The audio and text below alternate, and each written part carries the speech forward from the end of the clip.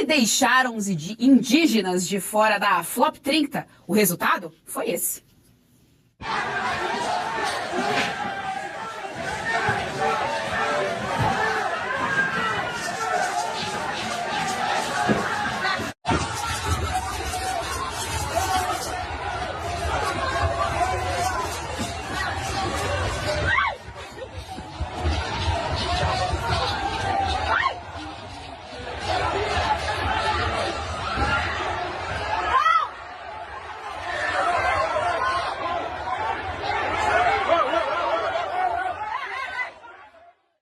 Polícia Federal faz operação contra a corrupção e encontra quem? Filho de Lula.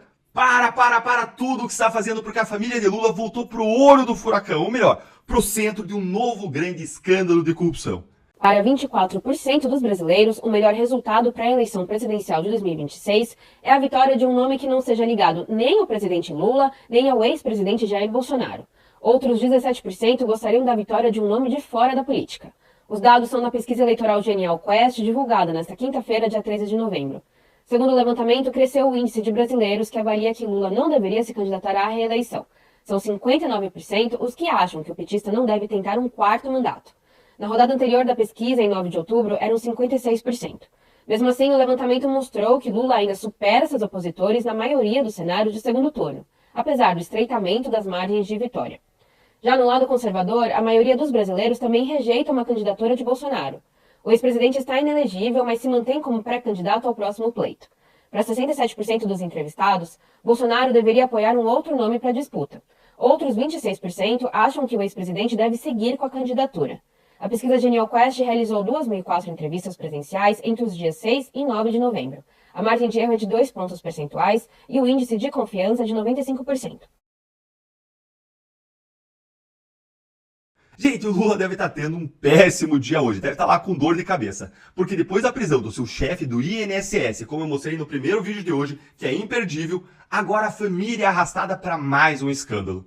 Nesse nosso encontro com justiça, eu vou te mostrar uma notícia surreal, que está viralizando nas redes sociais e vou te mostrar em 2 pontos. Primeiro, qual que é essa nova investigação de corrupção da Polícia Federal? Segundo, como que a Polícia Federal deu de cara com um dos filhos de Lula ao realizar a operação. Bora então aqui direto para o primeiro ponto. Olha, gente, a Polícia Federal descobriu um esquema de corrupção no Ministério da Educação do governo Lula. Ministério esse comandado aí pelo petista Camilo Santana. Vejam vocês, gente, esquema de corrupção no governo Lula. Quem diria, não é mesmo? Um dos esquemas que está sendo investigado é o de fraude à licitação. E como que acontecia, Deltan? Uma empresa chamada Life Tecnologia Educacional fornecia kits de robótica e livros escolares para algumas prefeituras do estado de São Paulo, mas fornecia por valores superfaturados, ou seja, por valores superiores ao valor real, que valiam esses kits, esses livros. E aí o MEC, o Ministério da Educação, comprava pelo valor irreal. E aí o dinheiro recebido pela empresa Life Tecnologia Educacional era direcionado para empresas de fachada. Esse é o desenho de um dos esquemas que estão sendo investigados. E agora vamos lá. O que isso tem a ver com o Lula, hein, Deltan? Olha, para te responder isso, eu preciso te mostrar quem está ligado a esse esquema. Mas antes da gente ver isso, olha, deixa aí o seu like no vídeo, se inscreve no canal aqui à sua casa, ativa o sininho para receber novos vídeos, para a voz da nossa indignação chegar mais longe. E bora direto agora para o segundo ponto. A Polícia Federal investigou, pediu medidas cautelares com busca e apreensão e o Judiciário autorizou. Sabe quem que era um dos alvos dessa operação? Olha aí, ó, gente. Simplesmente a ex-nora de Lula, a Carla Ariane Trindade. A Polícia Federal, ela disse que ela integraria o núcleo político da organização criminosa, atuando como lobista e intermediária para a empresa Life Tecnologia Educacional, representando os interesses da empresa, adivinha onde? Junto aos órgãos públicos federais, que são chefiados por quem mesmo? Ah, olha só que coincidência, por Lula. Ela é citada na investigação com as alcunhas de Nora. Ah, que coincidência. E amiga de Paulínia, também é outro codinome que era usado para ela. Ah, Deltan, mas é tudo uma mera coincidência, tá bom. Sabe quem também que era alvo nessa investigação? O ex-sócio de um dos filhos de Lula, o Calil Bittar. E olha quem que é o Calil Bittar nessa matéria aqui do G1, ó. Esse é ex-sócio de um dos filhos de Lula, o Fábio Luiz Lula da Silva. Grava aí, o Fábio Luiz, tá? e é apontado como intermediador político, lobista, sendo considerado pela Polícia Federal como figura de grande importância e participação nos esquemas aí da Life. Ele teria recebido pagamentos diretos e mesada do André Mariano, além de uma BMW doada por Mariano. Foi alvo da busca e apreensão dessa quarta. E presta atenção nisso aqui, ó. Calil foi visto em uma comitiva brasileira em viagem oficial à China, acompanhando quem? Quem? O vice-presidente da República. Embora não possuísse qualquer vínculo formal com órgãos públicos. Gente, que loucura! Que loucura! Ah, Deltan, mas isso aí é um detalhe. Detalhe? Ah, tá bom, olha só, gente. Quando a Polícia Federal foi cumprir os mandados, sabe quem que ela encontrou? Sabe quem? Ah, outro filho de Lula! Olha aí, gente, outro filho de Lula. Quando a Polícia Federal foi cumprir os mandados, encontrou o Marcos Cláudio, outro filho de Lula. Que inacreditável! Só que aí que vai ficar a grande pergunta. O que o filho do Lula estava fazendo com a ex-esposa às 6 horas da manhã, hein? Ou eles voltaram a ter um relacionamento, ou eles se separaram só no papel, ou o que muita gente está cogitando é que a operação foi vazada dentro da Polícia Federal. Isso pode acontecer porque o conhecimento da operação vai escalando, vai subindo, chega lá ao DR-Cor, chega ao DG, ao delegado-geral, e você acha que ele pode ou não vazar isso pro Lula? Eu acho bem possível, conhecendo ali como funcionou sempre o PT, viu? E a operação pode ter sido vazada, e a informação aí pode ter chegado até o filho do Lula, que teria justamente ido a um dos endereços alvo de busca, quer para intimidar a Polícia Federal com a sua presença, quer para destruir provas, mas aqui está no terreno da especulação. É preciso que a investigação esclareça isso. Mas veja então um resumo da ópera. Tem um esquema de desvio de dinheiro de um ministério de Lula, em que é investigada a ex-nora de Lula e um ex-sócio do filho de Lula, o qual estaria em viagem oficial do governo Lula, tudo para desviar dinheiro de um ministério do próprio governo Lula. E aí, na busca que a polícia faz, ela dá de cara com o próprio filho do Lula, um outro filho do Lula. E a questão que fica é: será que algum dos filhos do Lula, o Lula, tem alguma participação ou alguma influência? Ou foi usada a influência de Lula de alguma forma? Ou tudo isso é uma grande de uma coincidência, hein? Essas são respostas que só a investigação vai dar. Mas olha, conhecendo como eu conheço o histórico e tudo que eu já vi na Lava Jato, nada disso me surpreende, gente. Nada disso me surpreende. Agora imagine se toda essa operação fosse contra qualquer outro político de direita, hein? Uma operação da Polícia Federal contra o ex-sócio do filho do Bolsonaro, contra a ex-nora desse filho, por fraude em um contrato de um ministério do Bolsonaro.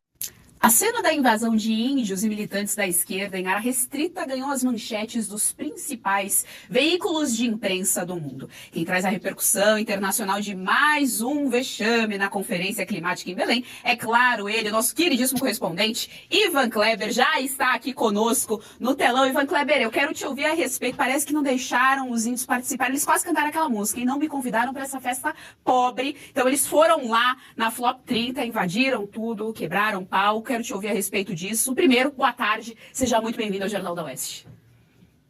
Boa tarde, Gesiane, uma saudação especial a você e a toda a audiência do Jornal da Tarde. Pois é, até parece quartas de final de Copa Libertadores da América, não é? Cenas lamentáveis, mas é a COP 30, a Flop 30 ou Flopão, não é? Como já está virando. Eu acho que essas imagens, Gesiane, elas são o símbolo desse evento. Um evento que não deveria ter acontecido na cidade de Belém, talvez nem no Brasil, mas que por insistência do governo Lula foi levado, né, esse evento da ONU para lá, e essas imagens aí que circulam o mundo. Gesiane, você me pede sempre qual a repercussão da COP fora do Brasil. Bom, ainda ontem à noite eu já estava aqui me preparando para ir dormir e fui surpreendido com uma cobertura da emissora Sky News aqui da Inglaterra, trazendo um quebra-pau aí, cenas de violência na COP. Eu falei, opa, peraí, o que está acontecendo, né? Finalmente uma notícia da COP. Imaginei que fosse até inteligência artificial, não, mas não. Eram essas imagens que a gente está vendo aí. A gente preparou uma seleção, a nossa gentil direção aí já coloca, né, na tela o jornal Daily Telegraph da Inglaterra, que está aparecendo aí, o jornal Daily Mail também aqui da Inglaterra, além da Sky News, como eu citei, a agência de notícias Reuters, teve também o jornal alemão Die Welt, nos Estados Unidos, o Washington Post, aqui na Inglaterra de novo, também o The Guardian.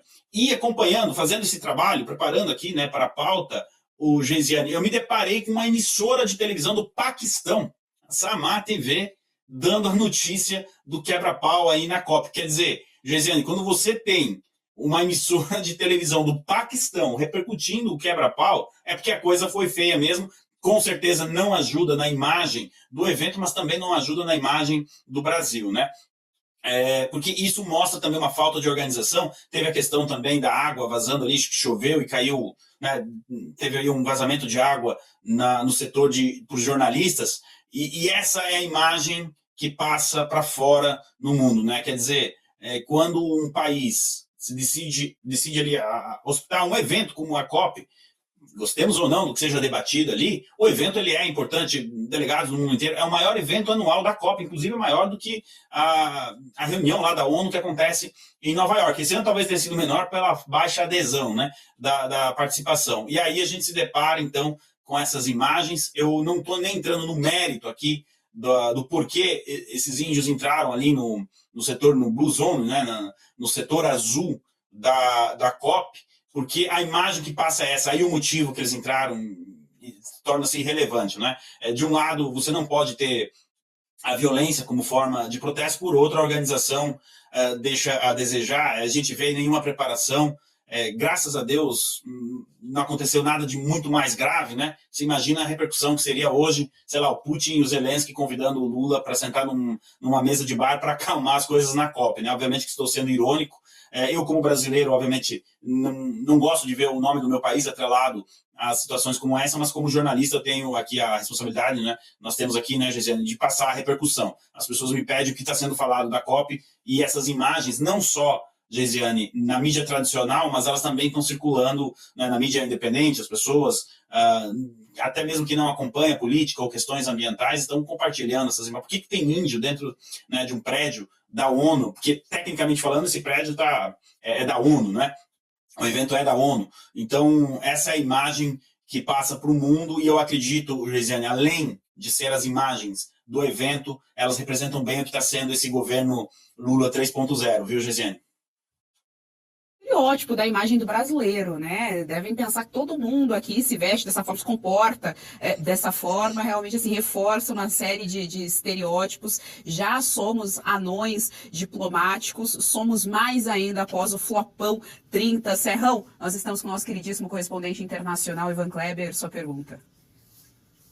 É uma nova tese, Ivan Kleber, que agora, se Belém está no centro do mundo e é a nova capital do mundo, como está tentando pregar o IBGE, então o que aconteceu agora com essa invasão dos indígenas é uma tentativa de golpe de Estado para a tomada do poder mundial. Só que um Supremo Tribunal Mundial ou Universal para cuidar da questão, nem uma Procuradoria Mundial para resolver esse problema, então vai ficar por isso mesmo, ficará o protesto pelo protesto. Agora, qual está sendo o eco real dessa Flop 30 no mundo, sobretudo aí na Europa? O que ela pode trazer de contribuição em contraposição ao que ocorreu com a Rio 92? Eu cobri a Rio 92 como jornalista, e essa COP30 não chega nem perto, ela não tem proposta nenhuma. Mas como é que os europeus, norte-americanos estão vendo esse evento?